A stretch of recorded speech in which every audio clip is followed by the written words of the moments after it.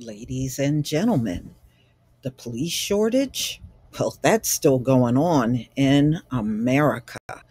And it seems to be very persistent because they can't get rid of this problem. But, I can't blame anybody for not wanting to be a cop, in all honesty. America, you have sent these folks out on the streets to brutalize. And people are just not feeling policing, at least not anymore. So the US is experiencing a police hiring crisis.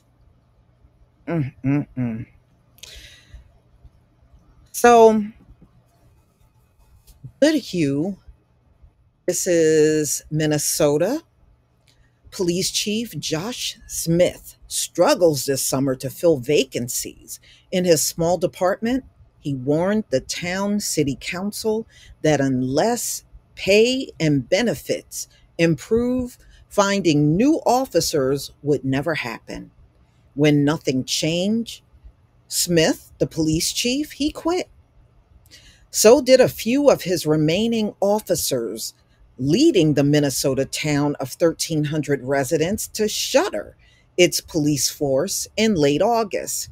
America is in the midst of a police officer shortage that many in law enforcement blame on the twofold morale hit of 2020. They're talking about the pandemic and criticism of police that boiled over with the murder of George Floyd by, police officer. We know it's Derek Chauvin and others that aided and abetted. From Minnesota to Maine, Ohio to Texas, small towns are unable to fill jobs, eliminating their police department and turning over police work to their county sheriffs. So this is happening on a more regular basis around the country. Mm-mm-mm. So it's either going to the county sheriff's department, a neighboring town, or the state police. I used to live in a town called Atco, New Jersey, and it got so bad that during the week they had just a handful of officers that patrolled the town. On the weekend, the neighboring town took over all of the policing for the weekend. So they could not even police all 7 days a week. So the trend isn't new. It definitely isn't new.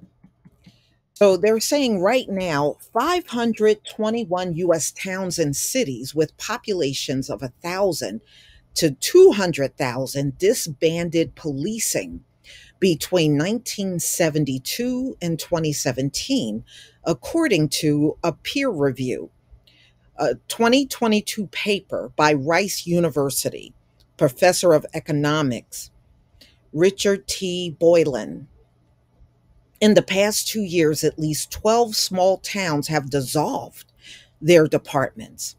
Goodhue County is now under contract for law enforcement duties in the town of Goodhue, even as Sheriff Marty Kelly tries to fill 4 vacancies in his own department. He said he has around 10 applicants for those jobs. By comparison, one open position in 2019 drew 35 applicants, he said. Kelly knows that to get a full staffing, he'll have to hire new deputies away from other towns and counties, creating vacancies in other places that will struggle to fill them. It's scary, Kelly said. We're robbing Peter to pay Paul. We're not alone. At the heart of the problem is the exodus from law enforcement. Officer resignations are up 47% last year compared to 2019. The year before the pandemic, Floyd's killing and retirements are up 19%. That's all according to a survey of nearly 200 police agencies by the Police Executive Research Forum, a Washington, D.C. based think tank. So, through the survey, respondents, only agencies affiliated with PERF, a fraction of more than 18,000 law enforcement agencies nationwide, and is not representative of all departments. It's one of the few efforts to examine police hiring and retention and compare it with the time before Floyd's killing. Compounding the exodus of veteran officers, young people are increasingly unwilling to go through the months of training necessary to become a police officer, said Chuck Wexler, executive director of the Police Executive Research Forum. Fewer people are applying to be police officers, and more officers are retiring or resigning at a tremendous rate, Weckler said. There's a shortage of police officers across the country. Agencies of all sizes are struggling to fill open positions. But the problem is especially dire in smaller communities that can't match the pay and incentives offered by bigger places. Another Minnesota town, Morris, dissolved its police department last year after continued departures of officers. The town of 5,100 residents was down to two officers at the time. In Maine, the town of Limestone disbanded its police department in March. Neighboring Van Buren did the same 2 years earlier. Generally, crime rates are unchanged in these towns that dropped their departments. The Rice University study found leaders of several towns said they've been happy with the change. Town leaders of Washburn, Illinois, dissolved their police department in 2021 and let the county take over the law enforcement duty for its 1,100 residents. Mm-mm-mm. You really can't tell much of any difference, Mayor Steve Forner. This is what he said. So the sheriff's department is very responsive. I like it. It was always one who was very hesitant to go in this direction, but I feel it's working for us. Lott, Texas, a town of 700 residents, disbanded its department last year.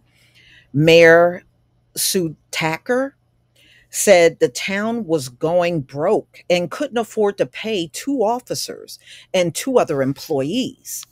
With the county deputies now patrolling Lott, the crime rate remains low and response time have been good, Tacker said.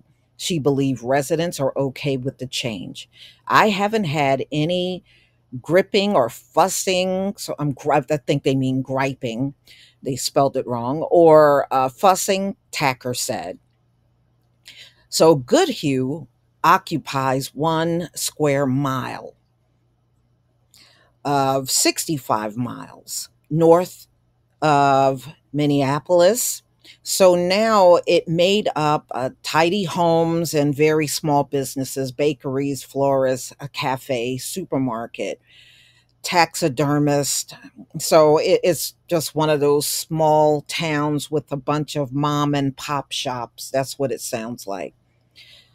The town struggled for years to recruit and retain officers. The city council had boosted the pay by 5% earlier this year, gave Smith a $13,000 raise. It wasn't enough. Smith told the city council at a meeting on July 26 that it was virtually impossible to attract applicants for a job starting at 22 an hour. That's about 10 per hour less than Goodhue County deputies. So there's zero incentive to come out here to a small town, Smith said in a meeting. 2 weeks earlier, Smith gave notice of his resignation within days. The remaining full time officer and 5 part-time employees also called it quits. The town agreed to pay the county about $44,000 for law enforcement services through the end of this year. Goodhue leaders will decide later whether to extend the contract through 2024. But what choice do they have if all of their officers resigned? What choice do they have? And like they said, in these small towns, they really don't pay these officers that much money. Nobody's grabbing up those jobs because they don't pay nothing. Goodhue resident Ron Goebel, a retired accountant, said he believes the sheriff's department will do a good job and he expects townspeople to help out too. People can kind of watch out for each other a little bit, Goebel said, noting that he himself watches for strange vehicles in his neighborhood. I wonder what strange vehicles he's eyeballing for. Uh-huh. We pretty much know our neighbors. Goebel fears the loss of the police department is another challenge for Goodhue and towns like it across the nation. As you lose your schools, you lose your businesses, and you lose your police force. How much longer can the town actually be viable as a town? Goebel asked. So, ladies and gentlemen, they're not fighting it anymore. If they can't fulfill these positions and there's only a handful of officers, they're now dissolving the police department. Now, if they can just dissolve all of them because none of them work well, it would be a better place, wouldn't it? They have convinced us that bad policing is good and we're going to need these bad police officers out here. I can assure you, no, we won't. No, we won't. So, y'all, please tell me what you think about this video. Please leave your comment and subscribe. Don't forget to hit on the notification bell, and I'll see you on the next video. Peace, family.